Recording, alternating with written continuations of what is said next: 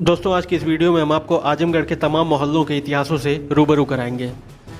सन 1809 ईस्वी को अवध के नवाब सादत अली और ईस्ट इंडिया कंपनी के बीच एक संधि हुई।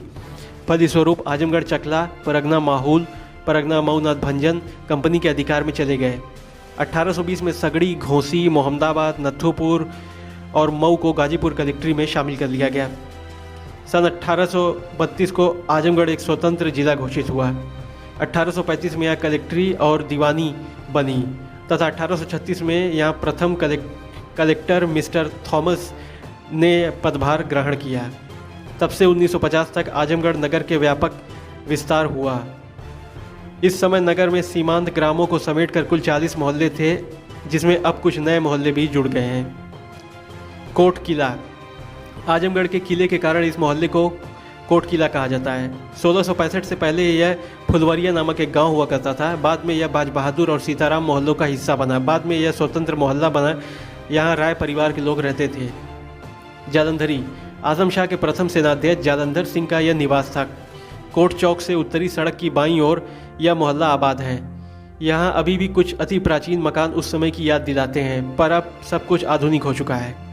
बाज बहादुर, दूसरे सेनाध्यक्ष बाज बहादुर खां का इस मोहल्ले में निवास था, जो किले से सटा पश्चिम तरफ अव्यवस्थित है।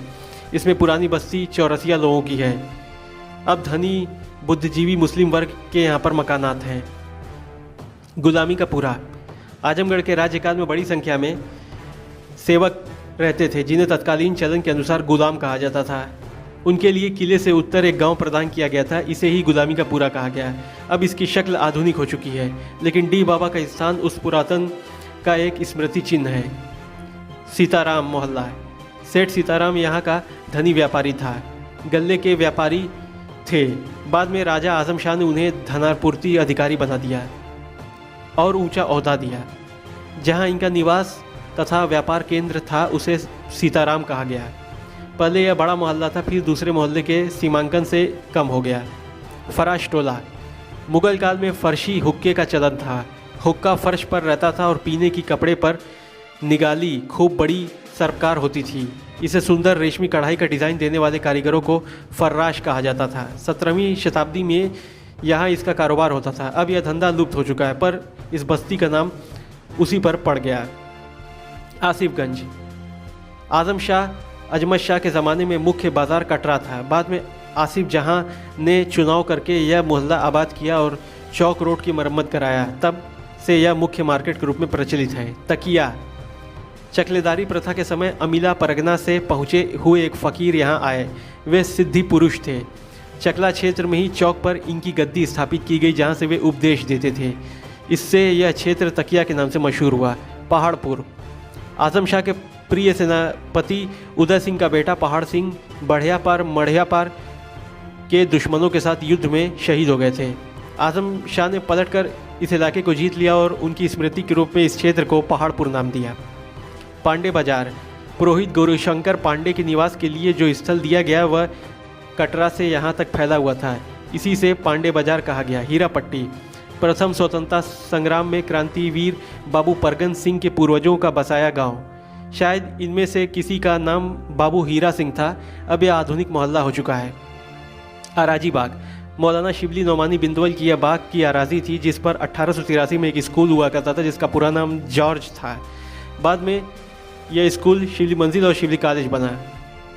अनंतपुरा, जिला फतेहपुर के कायस्थ मुंशी अनंत प्रसाद आजम शाही दौर में खजांची थे।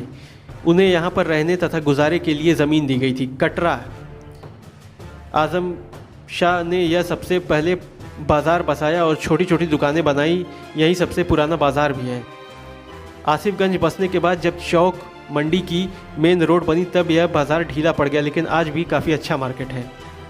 कुंदीगढ़ टोला, पुराने कब्रिस्तान से सटा मोहल्ला कभी कुंभकारों की बस्ती थी। चांदी का महीन वर्क बनाने के लिए चमड़े के बीच में रखकर कूटा यानी कुंदी की जाती थी, तब फैलकर कागज़ की शक्ल में वह हो जाया करती थी। मशीनीकरण के बाद यह रोज़गार खत्म हो गया। अब यह व्यवस्थित मोहल्ला है। बदरका, पंडित गौरीशंकर पांडे के भांजे बद्री दुबे को यह स्थल दिया गया था। पहले बद्री का पूरा कहा जाता था, लेकिन अंग्रेज़ी काल में इसका नाम बद्रिका हो गया, जो बाद में बदरका हो गया। यहाँ ईद की नमाज का सबसे बड़ा स्थल है। इसे अजमत शाह ने शुरू किया था। अजमतपुर कोडर मतभेद हो जाने पर अजमत शाह अलग होकर पश्चिम हिस्से के कोडर गांव में रहने लगे, जो नदी किनारे था। यहाँ बड़ा तालाब था जिसमें बुनकर आम लोगों के पहनने के लिए अतलस नामक मोटा वस्त्र बनाते थे तथा धोते थे। इसे अतलस का पोखरा कहा जाता है। कुर्मी टोला, पुराने समय में इस जाति की बहुत सी यहाँ बस्तियाँ हुआ करती थीं। गुरु टोला, आजम शाह ने गुरु बलदेव मिश्र के वंशजों को यहाँ गांव दिया था। जब घोड़े सहित अजमत शाह दोहरी घाट में डूब गए, इनके हितार्थ गुरु घाट के मंदिर बनवाए गए। तब यहाँ नदी बहती थी, बाद में धारा बदल गई, तब से इसका नाम गुरु टोला पड़ गया।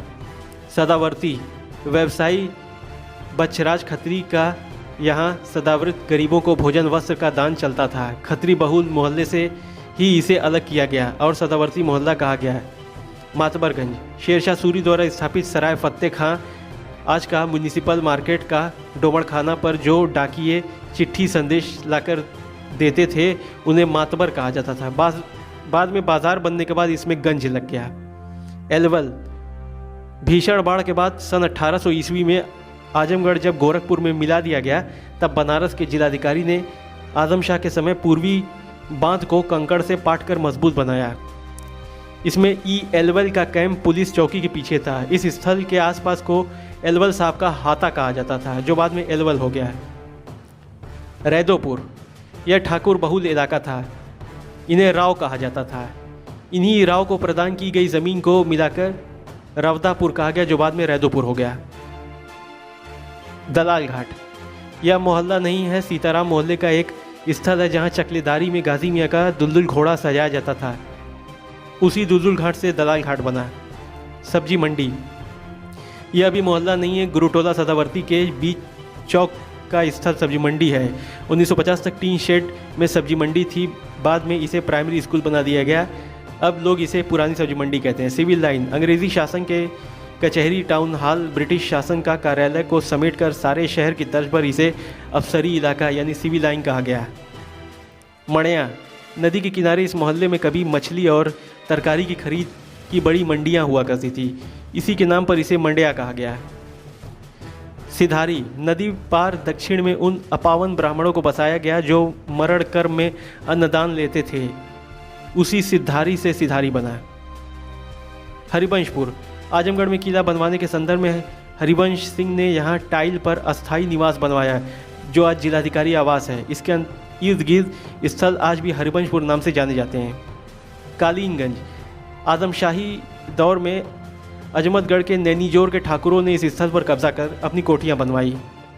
वे स्वयं को गौतम वंश से कुलीन मानते थे। उसी कुलीन से बिगड़कर यह वर्ड कालीन हो गया।